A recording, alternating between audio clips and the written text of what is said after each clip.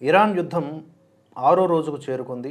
As of now ఉన్నటువంటి కొన్ని అప్డేట్స్ని మీకు తెలియజెప్పే ప్రయత్నం చేస్తాను. అమెరికా, ఇజ్రాయెల్ దాడుల నేపథ్యంలో ప్రస్తుతానికి ఇరాన్ లోపల ఉద్రిక్త పరిస్థితులే ఉన్నాయి. ఏ క్షణాన ఏం జరుగుతుందో తెలియదన్నట్లుగా. ఇప్పటిదాకా మరణాల సంఖ్య విషయానికి వస్తే ఇరాన్ ప్రభుత్వ మీడియా ప్రకారం గత 5 రోజులుగా జరుగుతున్న దాడుల్లో మరణించిన వారి సంఖ్య 1045, సుమారుగా 6000 మందికి పైగా గాయాల పాలయ్యారు. ఇప్పుడు నెక్స్ట్ సుప్రీం లీడర్ ఎవరు అనే కన్ఫ్యూజన్కి కూడా తెరపడే అవకాశాలు ఉన్నాయి. ఎందుకంటే అయతుల్లా అలీ ఖమేనీ మరణం తర్వాత ఆయన కుమారుడు మొజ్తబా ఖమేనీ ఆ పదవికి అర్హుడు అని ఆ చుట్టూ ఉన్నటువంటి మతపరమైన అసెంబ్లీ గ్రూప్ ఒకటి ఉంటుంది, వాళ్ళు నమ్ముతూ ఉన్నారు.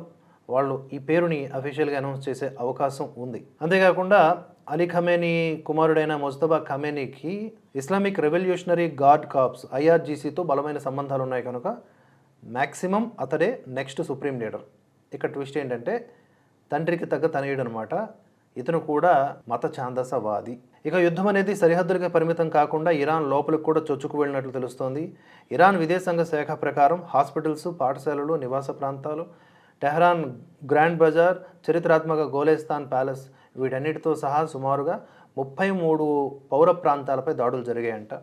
ఇక మెయిన్లీ శ్రీలంక తీరంలో, హిందూ మహాసముద్రంలో అమెరికా సబ్మెరైన్ ఇరాన్ యుద్ధ నౌక అయినటువంటి ఐరిస్ దేనాను ముంచేసింది. ఇందులో 87 మృతదేహాల్ని స్వాధీనం చేసుకున్నారు. ఇంకా చాలామంది కట్టుదిట్టమైన భద్రత నడుమ చికిత్స పొందుతున్న పరిస్థితి. అటు ఇరాన్ హార్మూజ్ జలసంధిని మూసివేసింది. సుమారుగా 40 నుంచి 50% వరకు మనకి చమురు రవాణా జరిగేది అంటే మన భారత్కి ఆ ప్రాంతం నుండే. ఇప్పుడు మనకి అది ఇంపాక్ట్ చూపించే అవకాశం ఉంది.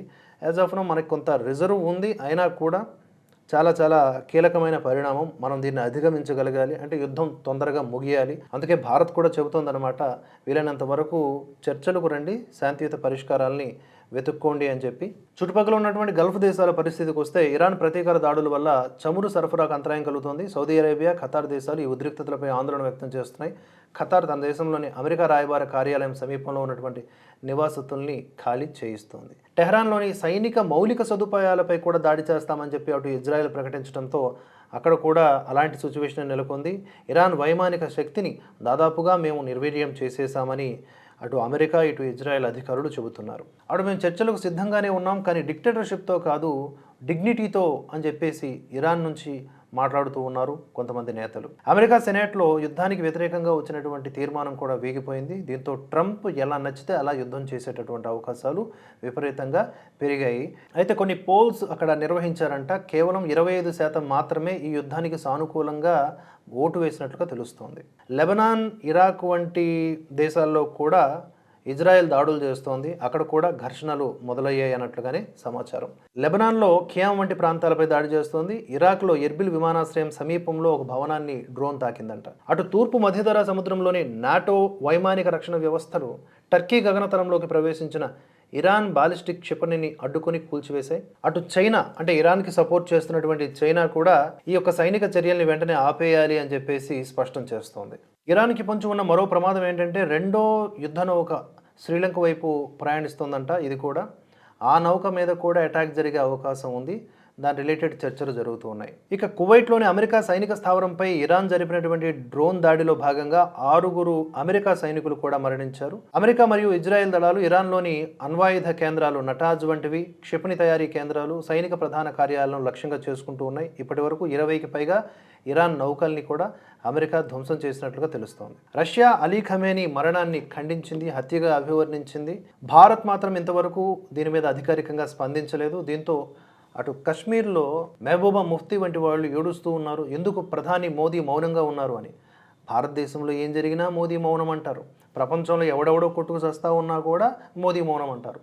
మోదీయే అన్నిటికీ మూల కారణం. మోదీకో బోలో ఉగ్రవాదుల నుంచి ఈ లిబరాండ్ల వరకు ప్రతి ఒక్కరు కూడా ఇదే పనిగా. ఇక యుద్ధ నౌక మీద జరిగినటువంటి దాడికి ప్రతీకార చర్యలు ఉంటాయని చెప్పి ఇరాన్ హెచ్చరికలు జారీ చేస్తోంది. అమెరికా ట్యాంకర్ల మీద కూడా ఇరాన్ దాడి చేసినట్లుగా తాజాగా మనకు సమాచారం అందుతూ ఉంది. ఫైనల్గా అమెరికా అండ్ ఇజ్రాయెల్ వెర్షన్ ఏమిటి అంటే, మేము ఒక 2 వారాలు కనుక యుద్ధం చేయడం ఆలస్యం అయి ఉంటే ఇరాన్ అణుబాంబులను తయారు చేసేసేది, ఇజ్రాయెల్ని లేకుండా చేసేది, ప్రపంచంలో ఉన్నటువంటి ఇతర కొన్ని దేశాలు కూడా సర్వనాశనం అయిపోయి ఉండేవి.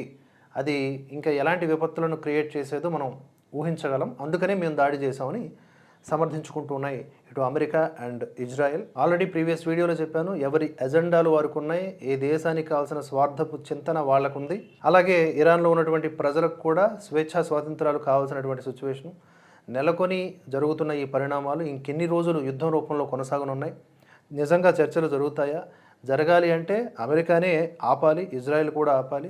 కానీ ఈ రెండు దేశాల లక్ష్యం అక్కడ పాలనా మార్పు, అంటే ఈ రెండు దేశాలకు అనుకూలంగా ఉన్నటువంటి వ్యక్తిని మాత్రమే నెక్స్ట్ సుప్రీం లీడర్గా పెట్టాల్సినటువంటి అవసరం ఉంది అని వాళ్ళు నమ్ముతూ ఉన్నారు. అది జరిగితే తప్ప యుద్ధం ఆగదు అన్నట్లుగా సమాచారం. మా పాలనా వ్యవహారాల్లో జోక్యం చేసుకుంటే ఇజ్రాయెల్ ఉండదు అంటోంది ఇరాన్. ఏం జరుగుతుందో వేచి చూడాలి. జై హింద్.